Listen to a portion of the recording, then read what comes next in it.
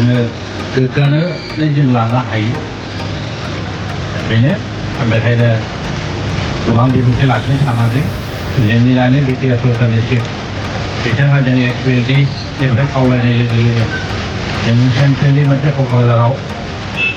जोङो भवन BLT नामै भवन जोङो गायसनना होनो फोजोबनानै आं बयनिख्रुइबो साबायखर बावनानै दिनैनि बे गोजोनथाव सान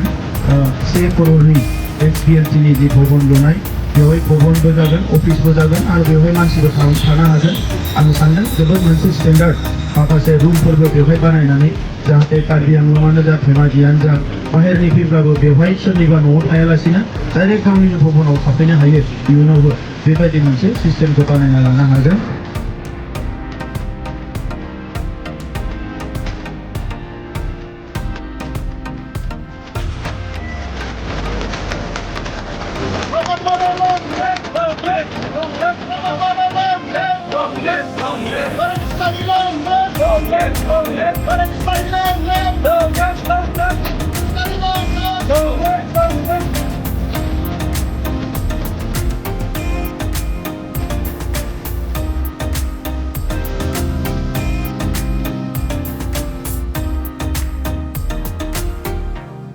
बे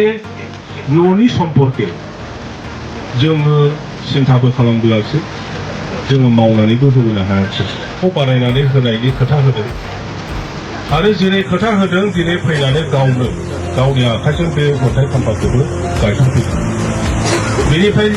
जोंनि BLTनि थाखाय बेनिफ्राय देरसिन खामानि गैया होननानै जोङो दिनै बुंनो हायो बेनिखायनो आङो साफ्रोमबो BLTनि दावहारु लोगो बिथांमोननि जानानै आङो जोंनि चिफ मानव गेदेर प्रमद बर' बिथांनो हाजार हाजार बिथांनो आङो गोजोननाय होयो धन्यबाद होयो